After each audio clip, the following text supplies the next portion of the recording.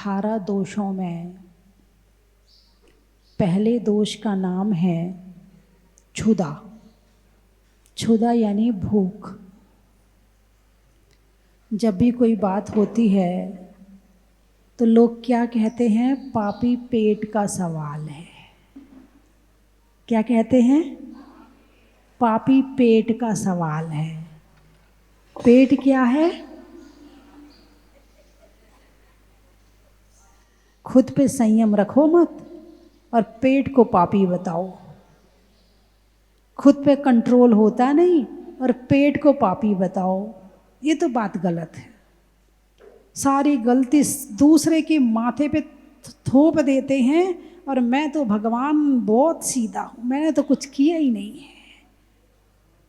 हाँ, भगवान दुष्टन देहु निकार साधुन को रख लीजिए।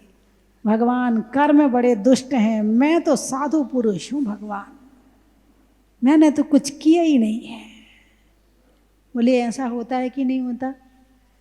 अपनी गलती मानते हो? नहीं मानते। ये सबसे बड़ी गलती है। दुनिया की सबसे बड़ी गलती है कि अपनी गलती नहीं मानना।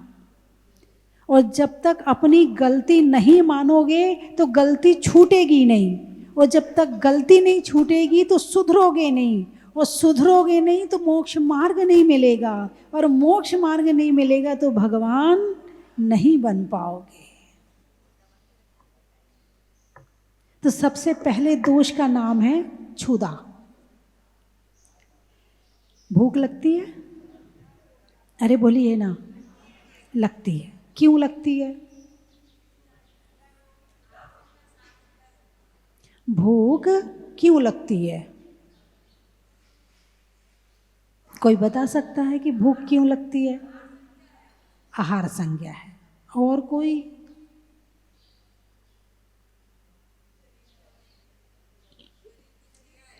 शरीर की क्रिया है। और कोई?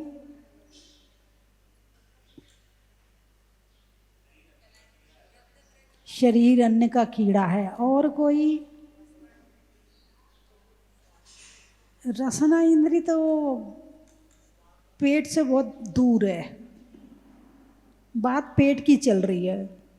भूख पेट में लगती है, जीभ में नहीं लगती है। जीभ तो केवल स्वाद लेने के लिए है। हाँ, मैं बात पेट की कर रही हूँ। हैं? चलिए, आप लोग नहीं बता पाए, मैं बता देती हूँ। भूख लगती है असाता वेदनीय कर्म के उदय में। हाँ पंडित जी, भूख लगती है असाता वेदनीय कर्म के उदय में। भोजन मिलता है साता वेदनीय कर्म के उदय में, और तरह तरह की वस्तु को खाने की इच्छा पैदा होती है मोहिनी कर्म के उदय में। और ये तीनों पाप कर्म की प्रकृतियां हैं। ये क्या हैं? तीनों पाप कर्म की प्रकृतियां हैं। केवल साता वेदनीय पुण्य कर्म है, असाता वेदनीय और मोहिनीय पाप कर्म है। तो साता वेदनीय कर्म के उदय में भोजन मिला, लेकिन और ज़्यादा साता का उदय आ जाए तो उपवास की भावना पैदा होती है, त्याग की भावना पैदा होती है, संयम की भावना पैदा होती है। कब? साता वेदनी के उदय में भोजन मिलता है, लेकिन त्याग की भावना, इससे भी बड़ा पुण्य जब होगा तब वो भावना पैदा होगी।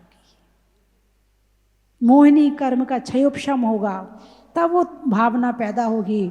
यानी भोजन करने से ज़्यादा पुण्य त्याग करने में चाहिए।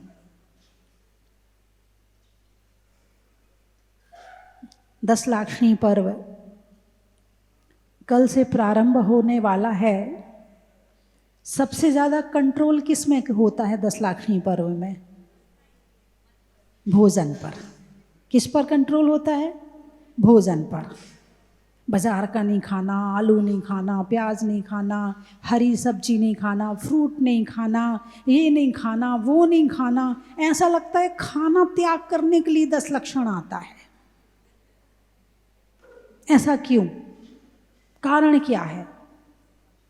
कोई ना कोई तो कारण है। बिना कारण के कोई भी कार्य नहीं होता है। ये त्याग क्यों करवाया जा रहा है? क्योंकि सबसे ज़्यादा रसना और कामेंद्रिय, इनको कहा जाता है काम और भोग। 2 इंद्री कामेंद्री कहलाती है, स्पर्शन इंद्री और रसना इंद्री, ये कामेंद्री है। इनको जीतना बड़ा मुश्किल है। भोग इंद्रिय जो अन्य 3 इंद्रियां हैं, चक्षु, कर्ण और घ्राण, इनको जीतना सरल है, लेकिन रसना इंद्रिय और कामेंद्रिय को जीतना बड़ा मुश्किल है। सबसे ज़्यादा ये ही इंसान को चंचल करती हैं, सबसे ज़्यादा ये ही इंसान को भटकाती हैं, सबसे ज़्यादा ये ही परेशान करती हैं, सबसे ज़्यादा लड़ाई झगड़े ये ही करवाती हैं। इसीलिए कामेंद्री को वश में करने कहा है कि 10 दिन ब्रह्मचर्य से रहो और 10 दिन अपनी रसना इंद्री पर विजय प्राप्त करो। जैसे जीव कंट्रोल में आती है, सारा वातावरण कंट्रोल हो जाता है, पूरा घर कंट्रोल हो जाता है, पूरा मन कंट्रोल हो जाता है, पूरा जीवन कंट्रोल हो जाता है। केवल ये 2 इंद्रियां कंट्रोल में आ जाएं तो। जब बहुत ज़्यादा विचार चल रहे हो ना, बहुत ज़्यादा विचार चल रहे हो और आप परेशान हो रहे हो, तो 2 मिनट के लिए या 1 मिनट के लिए दांतों से अपनी जीभ को हल्का सा दबा दें, विचार वहीं रुक जाएगा, वहीं विचार रुक जाएगा। क्योंकि जीव का और मन का बहुत बड़ा संबंध है। जितना ज़्यादा जीव चंचल होती है तो मन उतना चंचल होता है, और जीव कंट्रोल में आ जाए तो मन कंट्रोल हो जाता है। कुछ समझ में आया है? तो 10 दिन क्या करने आए हो? किसको कंट्रोल करने आए हो? 5 इंद्रियों को कंट्रोल करने। 5 इंद्रियां यानी 10 दिन तक डीओ आदि नहीं लगाना, 10 दिन तक फिल्मी संगीत आदि नहीं सुनना, कान को किया।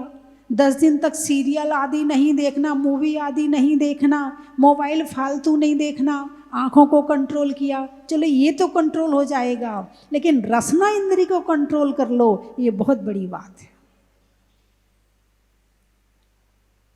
तो अरिहंत भगवान को भूख नहीं लगती। क्या भोजन के बिना रह सकते हैं? अरे बोलिए ना, भोजन के बिना मर जाएंगे, है ना? क्या होगा भोजन के बिना? अरे बोलिए ना, नहीं रह सकते। बिल्कुल सच कह रहे हो, नहीं रह सकते, भोजन के बिना नहीं रह सकते। भोजन तो सबसे ज़्यादा जरूरी है। पहले पता लगाओ, जहाजपुर में भोजन की व्यवस्था बढ़िया हो तो शिविर में जाएं। हाँ, और भोजन व्यवस्था ढंग की नहीं होगी तो देखो भाई, हम तो नहीं जाएंगे, हमारा घर भला हम भले, वहाँ ढंग से भोजन तो मिलता नहीं है। अच्छा बताओ, भोजन के बिना मरेंगे कि नहीं मरेंगे? मर जाएंगे। भोजन के आप कितने दिन रह सकते हो भोजन के बिना? 1 महीना, 2 महीना, 3 महीने, कितने दिन रहोगे? हैं? अरे बोलिए ना, भोजन के बिना मरेंगे कि नहीं मरेंगे? अच्छा, जिनके पास में बहुत सारा खाने को है, बहुत धन पैसा है, खाने की कोई कमी नहीं है, ऐसे लोग मरते हैं कि नहीं मरते हैं?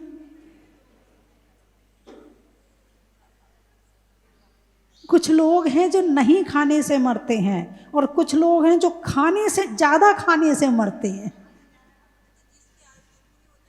कितने लोग हैं जो कि ज़्यादा खाने से मरते हैं, यानी ज़्यादा बीमार रहते हैं। बीमारी का मतलब थोड़ा थोड़ा मरना, दुखी होना। मृत्यु का मतलब दुख, मृत्यु का मतलब दुख, और बीमारी आई मतलब दुख आ गया। बीमारी आई मतलब दुख आया। कहाँ से आया ये दुख? असंयम से, सबसे ज़्यादा असंयम भोजन से होता है। किससे होता है? भोजन से होता है।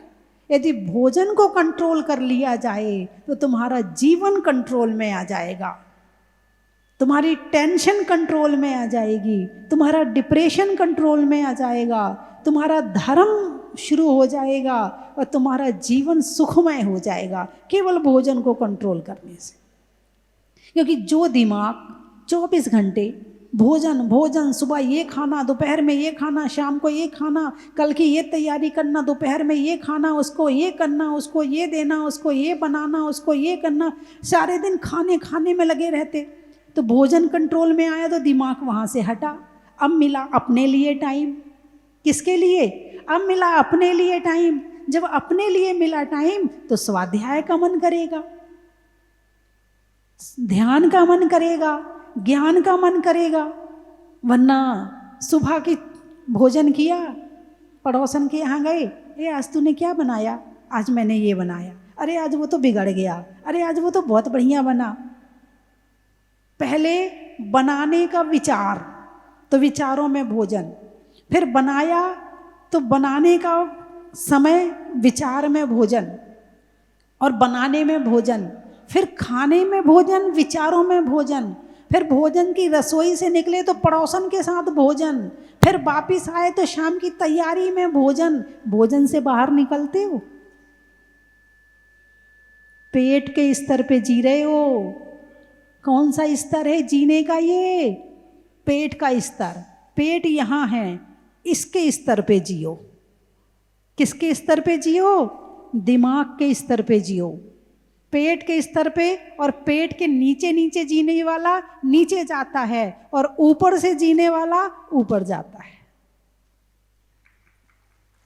नीचे से जीने वाला भारी हो जाता है और ऊपर से जीने वाला हल्का हो जाता है, और जो हल्का होता है वो ऊपर की तरफ जाता है और जो भारी होता है वो नीचे की तरफ जाता है। तो अरिहंत भगवान जैसे ही उन्हें केवल ज्ञान हुआ, केवल ज्ञान होते ही 5000 धनुष ऊपर चले गए। कर्मों से जैसे ही छूटे हल्के हो गए। क्या हो गए? हल्के हो गए। और जैसे ही हल्के हुए वैसे ही 5000 धनुष ऊपर चले गए। अब उनके 18 दोष नष्ट हो गए।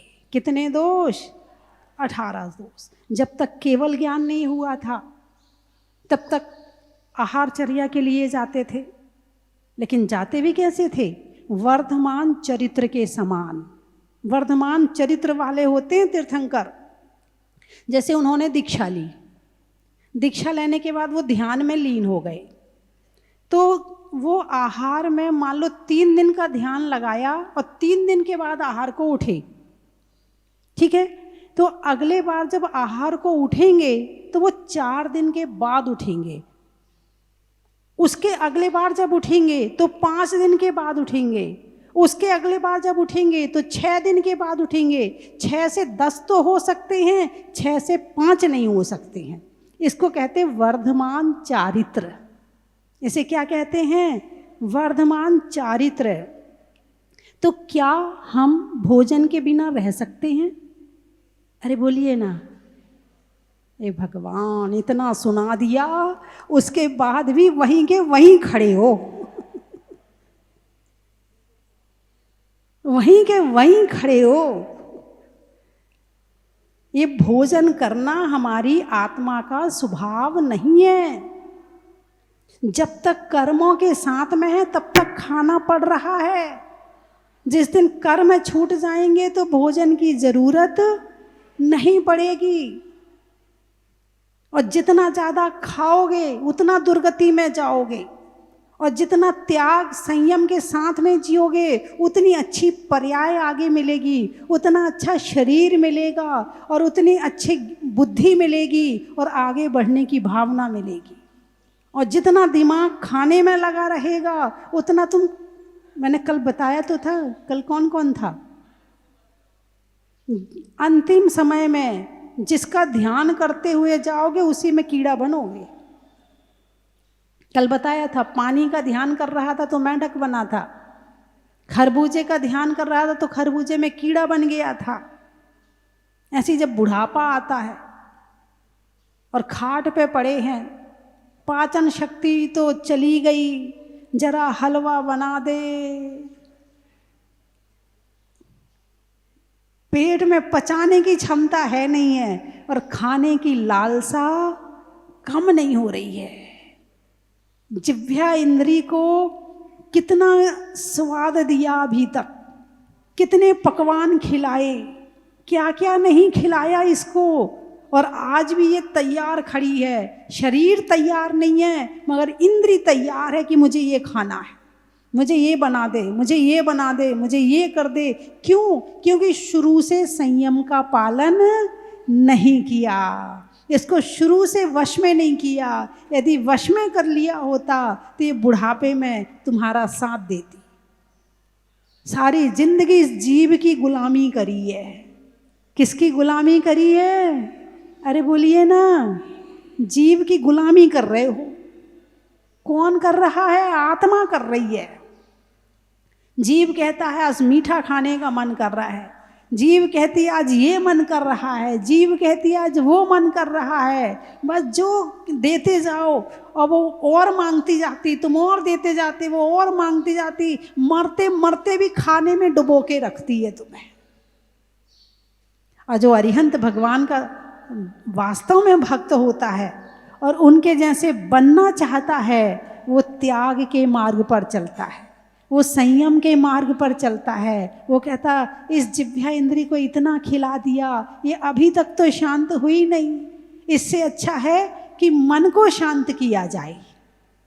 जिह्वा इंद्री तो शांत होने वाली है नहीं है। अच्छा ये बताओ, खाने की जो तुम्हारे पसंद की चीज़ है उसको खाने के बाद संतुष्टि मिलती है कि नहीं मिलती है? मिलती है, थोड़ी देर के लिए मिलती है, ऐसा नहीं कि नहीं मिलती, मिलती। इसको कहते हैं क्षणिक सुख। क्या कहते हैं इसको? क्षणिक सुख कहते हैं, नश्वर सुख कहते हैं इसको, है ना। तो थोड़ी देर के लिए संतुष्टि मिलती, हाँ मज़ा आ गया, आज कचौड़ी खाई है, आज पोहा खाया है, आज ये खाया है, मज़ा आ गया, ठीक है, संतुष्टि मिली। मन दूसरे जगह गया, अगली इच्छा शुरू हो गई, मन तीसरे जगह गया, अगली इच्छा शुरू हो गई। मतलब संतुष्टि क्षणिक है, थोड़ी देर के लिए है ना। अच्छा, इसकी पांचों इंद्रियों का सुख ना मिले और संतुष्टि मिल जाए, ऐसा कोई रास्ता है क्या? ऐसा कोई रास्ता है कि ना घर की ज़रूरत पड़े, ना मकान की ज़रूरत पड़े, ना खाने की ज़रूरत पड़े, ना फिल्मी गाने सुनने की ज़रूरत पड़े, ना कोई डीओ की ज़रूरत पड़े, ना कोई आँखों को चीज़ को मोबाइल की ज़रूरत पड़े और सुख मिल जाए? दुनिया में कोई ऐसा रास्ता है या नहीं है? नहीं है ना? है।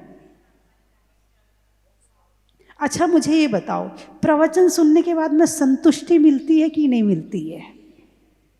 लो, अब मैंने कहा तो मिलती है। इतनी देर से अपने आप नहीं बोल रहे थे, ध्यान ही नहीं जाता तुम्हारा फ्री के काम में। जो चीज़ तुम्हें फ्री में मिल जाए ना, वो तुम्हें सुखी महसूस नहीं होता है।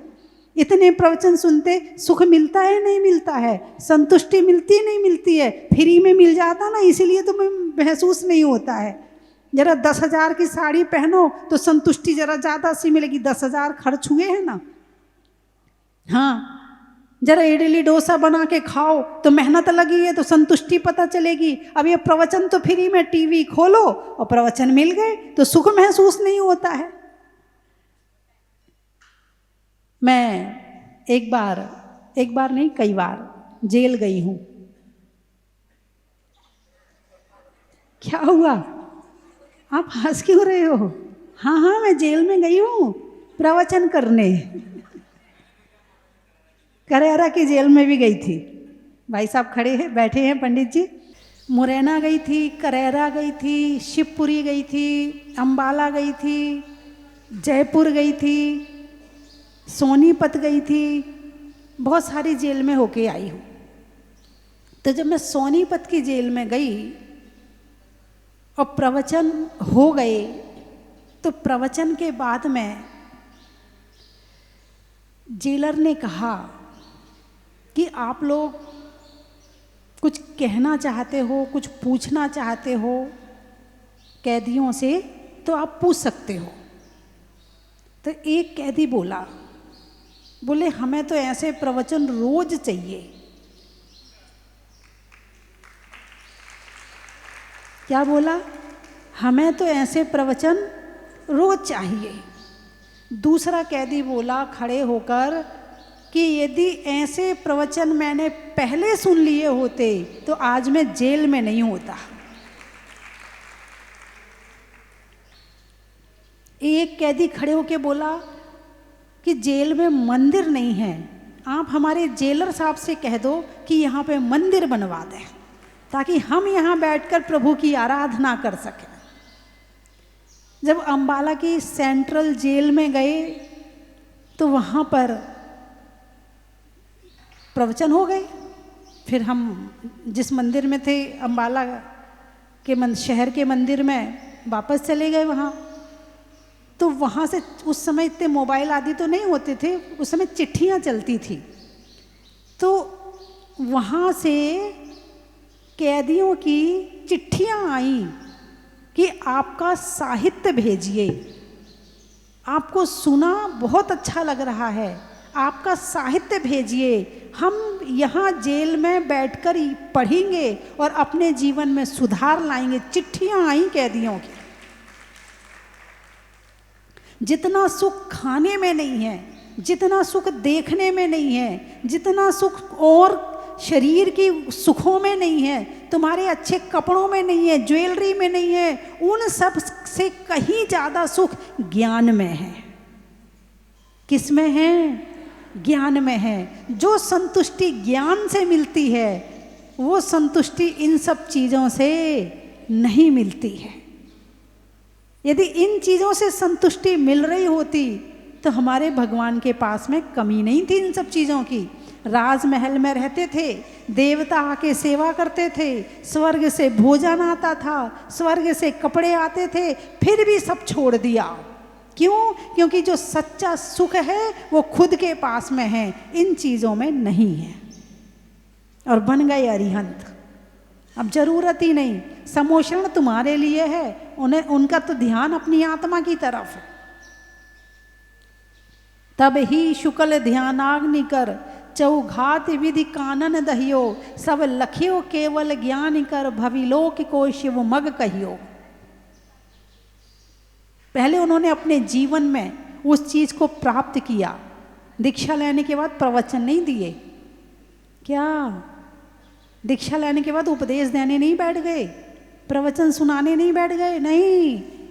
दीक्षा लेकर के जंगल में रहे और ध्यान ध्यान ध्यान, बस ध्यान, और कर्म झरते रहे, ध्यान बढ़ता रहा, कर्म झरते रहे, ध्यान बढ़ता रहा, और इतने कर्म झरे, इतने कर्म झरे कि 4 घातिया कर्मों का नाश हो गया।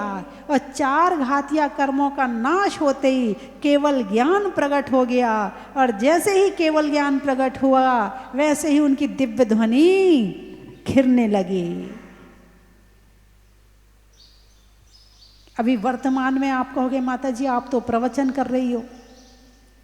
हाँ, कर रही हूँ, लेकिन आपने एक बात देखी होगी कि मेरे प्रवचन में शास्त्र की बात के अलावा कोई और बात, यदि भले आप 10 साल से सुन रहे हो, 10 साल में भी कोई भी एक भी चर्चा यहाँ वहाँ की, अरे बोलिए ना, सुनी क्या आपने? नहीं सुनी। बस ये इतना ही करती हूँ, इससे ज़्यादा नहीं। पहली बात। दूसरी बात, प्रवचन करते हुए आप पर कितना असर होता है मुझे नहीं पता, लेकिन इस प्रवचन को मैं ऐसा लगता है कि मैं अपने लिए कर रही हूँ, मैं आपके लिए नहीं कर रही हूँ, मैं अपने को सुना रही हूँ। बात समझ में आई कि नहीं आई? लग रहा है कि मैं बाहर की तरफ बोल रही हूँ, लेकिन ये जा अंदर की तरफ रहा है। इसका नाम है प्रभावना। इसका नाम क्या है? प्रभावना।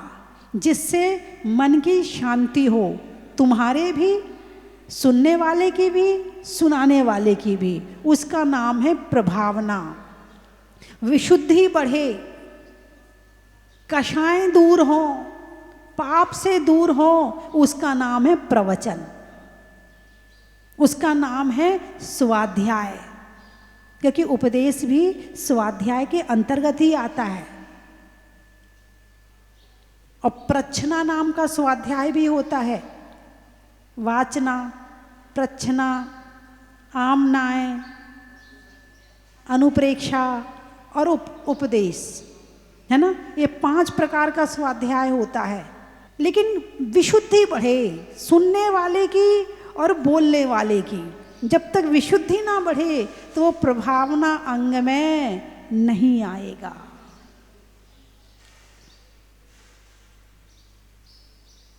बंधुओं, बात चल रही है भोजन की। भोजन से निकलो तो शास्त्र पढ़ो ना, भोजन से बाहर ही नहीं निकलते हो। मंदिर में भी आओगे तो पूजा करते करते, ये आज मैंने कढ़ी बनाई थी, बहुत खट्टी हो गई थी। अब तुम्हारी पूजा में भी कढ़ी चल रही है। अब बताओ कहाँ से तुम्हें धर्म होगा तुम्हारा। पूरे समय दिमाग तुम्हारा भोजन में लगा रहता है, और जो भोजन से बाहर निकलता है वो ही अपनी आत्मा तक पहुंच पाता है। तो 10 दिन क्या करना है? भोजन की चर्चा का त्याग। बोलिए हाँ या ना। अब भोजन बनाना तो है नहीं आपको, तो चर्चा भी फिर क्यों करना? जो मिला खाया चुपचाप, और चर्चा का त्याग। जो भी चर्चा करेंगे धर्म की चर्चा करेंगे, इसके अलावा कोई और चर्चा नहीं करेंगे। इस परिसर से अंदर की चर्चा होगी, इस परिसर के बाहर, चाहे तुम्हारा परिवार हो, चाहे दुनिया का कोई भी हो, किसी की चर्चा नहीं करनी है आपको, अपनी चर्चा और धर्म की चर्चा के अलावा। बोलिए हाँ या ना।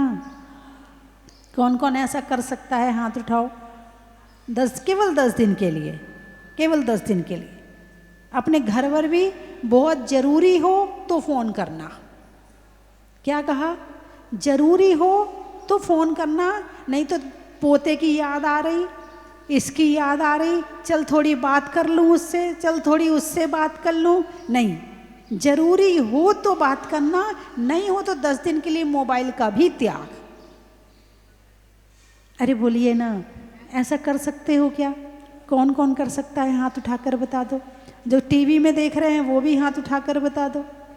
10 दिन के लिए हाँ, फालतू फोन क्यों करना? हाँ उठाइए हाथ, मैं देखूं कितने लोग वास्तव में शिविर में आए हैं। हाँ उठाइए उठाइए हाथ, इधर भी देख लूं। हाँ चंडीगढ़ वाले, फालतू फोन नहीं करना, बस जरूरी बात करना। उठाइए हाथ, हाँ अच्छे से उठाइए हाथ। फालतू नहीं करना, व्यर्थ में चर्चा नहीं करना। और क्या बनाया तूने आज, तूने ये तो नहीं जला दिया, तूने ये दूध तो नहीं उफना दिया, तूने ये तो, हाँ ये नहीं करना। अच्छे से उठाइए हाथ। चलिए बहुत बढ़िया, अच्छे लोग आए, बहुत अच्छे लोग आए हैं। तो कम से कम 355 दिन तो खाने खाने में ही रहते हो, 10 दिन तो दूर हटो खाने से। खाने से नहीं, विचारों के खाने से, विचारों के खाने से। सारे दिन विचारों में खाते हो, खाना खाना खाना खाना। अरिहंत भगवान की भक्ति करने आए हो, जिनकी तुम भक्ति करने आए हो वो कैसे हैं? वो कैसे हैं? वो क्षुधा रोग से रहित हैं। क्यों उन्हें भूख नहीं लगती है? उन्हें भोजन की जरूरत क्यों नहीं है? क्योंकि आत्मा की अनंत शक्ति प्रकट हो गई है। अभी हमारी आत्मा की अनंत शक्ति प्रकट नहीं हुई है, इसलिए अभी हमें भोजन से ताकत की चाहिए पड़ती है, इसलिए अभी हमें दवाइयों से ताकत चाहिए पड़ती है, इसलिए एक्सरसाइज करके ताकत चाहिए पड़ती है। लेकिन जब अनंत बल प्रकट हो जाएगा तो फिर कुछ करने की जरूरत नहीं पड़ेगी। ऐसे हैं हमारे अरिहंत भगवान। चलिए मैं 3 चीजें बोलूंगी, आपको कहना बड़ा ही महत्व है। भोजन में साग का, शहरों में बाग का और जीवन में त्याग का। बड़ा ही महत्व है। पर्वत पर झरने का, कर्म के हरने का और भोजन की चर्चा नहीं करने का। बड़ा ही महत्व है। लेने में शिक्षा का, होने में अच्छी शिक्षा का, नहीं मांगने में भिक्षा का और लेने में दीक्षा का। बड़ा ही महत्व है। अनाज में दाने का, इनाम में पाने का और आपका सबके शिविर में आने का। बड़ा ही महत्व है। घर में पप्पू का, नाव में चप्पू का और आने वालों में आसाम डीपू का। बड़ा ही महत्व है। जोटवाड़ा, जनवरी में जाड़ा का, जाड़े में काढ़ा का और आने वालों में जयपुर जोटवाड़ा का। बड़ा ही महत्व है। आम की बौर का, नेता में दौर का और आने वालों में इंदौर का। बड़ा ही महत्व है। परभणी, अंगूठी में मणि का, हीरे की कणी का और आने वालों में परभणी का। बड़ा ही महत्व है। अच्छा, बैठने में चटाई का, भोजन में खटाई का और आने वालों में निवाई का। बड़ा ही महत्व है। फैजापुर, वैजापुर, गाने में सुर का, नृत्य में नुपुर का और आने वालों में वैजापुर का। बड़ा ही महत्व है। रहने के लिए धरा का, जीवन में जरा का और आने वालों में वसुंधरा का। बड़ा ही महत्व है। गाने में सुर का, पशुओं में खुर का और आने वालों में नागपुर का। बड़ा ही महत्व है। वृक्षों में बड़ का, बड़ की जड़ का और आने वालों में चंडीगढ़ का। बड़ा ही महत्व है। सैलू, सैलू, अच्छा अच्छा। जंगल में भालू का, छोड़ने में आलू का और आने वालों में परभणी सैलू का। बड़ा ही महत्व है। खेत में खाद का, भोजन में सलाद का और आने वालों में औरंगाबाद का। बड़ा ही महत्व है। ट्रेन में टीटी का, धरती में चींटी का और आने वालों में मेड़ता सिटी का। बड़ा ही महत्व है। सतियों में अनंग सरा का, भोजन में बरा का और आने वालों में आगरा का। बड़ा ही महत्व है। महिलाओं में कड़ा का, भोजन में बड़ा का, आने वालों में बांसवाड़ा का। बड़ा ही महत्व है। नेता में दौर का, जंगल में मोर का, आने वालों में मंदसौर का। बड़ा ही महत्व है। हो गए सारे? हाँ, करेरा, अच्छा। आकाश के लिए वसुंधरा का, तोलने में धड़ा का और आने वालों में पंडित जी के आने में करेरा का। बड़ा ही महत्व है। हो गए? पूना, पान में चूना का, गाड़ियों में लूना का और आने वालों में पूना का। बड़ा ही महत्व है। मोरी, घर में छोरी का, नहीं करने में तोरी मोरी का और आने वालों में बोरी का। बड़ा ही महत्व है। सावन की घटा का, रसोई में पटाखा और आने वालों में कोटा का। बड़ा ही महत्व है।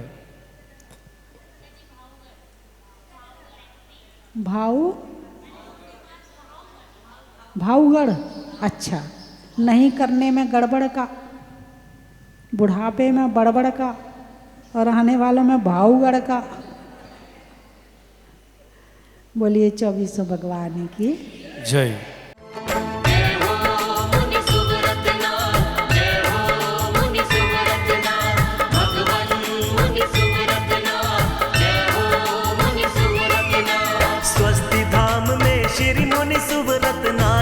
अतिशय दिखाया है।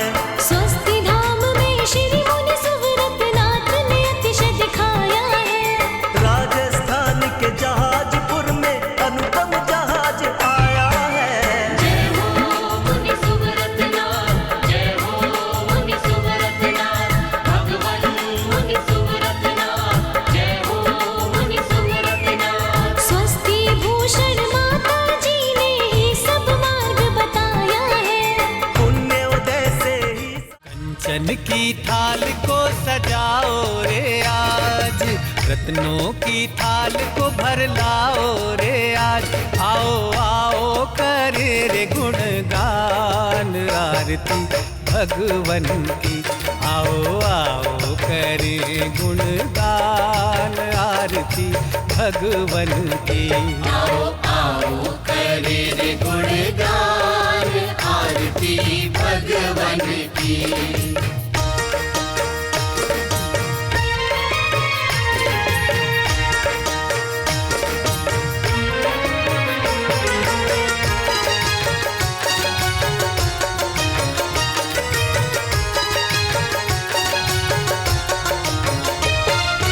पिता सुमित्र के राज दुलारे, माँ पद्मा जी के नैनों के तारे। पिता सुमित्र के राज दुलारे, माँ पद्मा जी के नैनों के तारे। राजगृही में जन्म लियो आप, राजगृही में जन्म लियो आप। आओ आओ मनाए खुशी आज आरती भगवन की। आओ आओ करे रे गुणगान आरती भगवन की। आओ आओ करे रे गुणगान आरती भगवन की।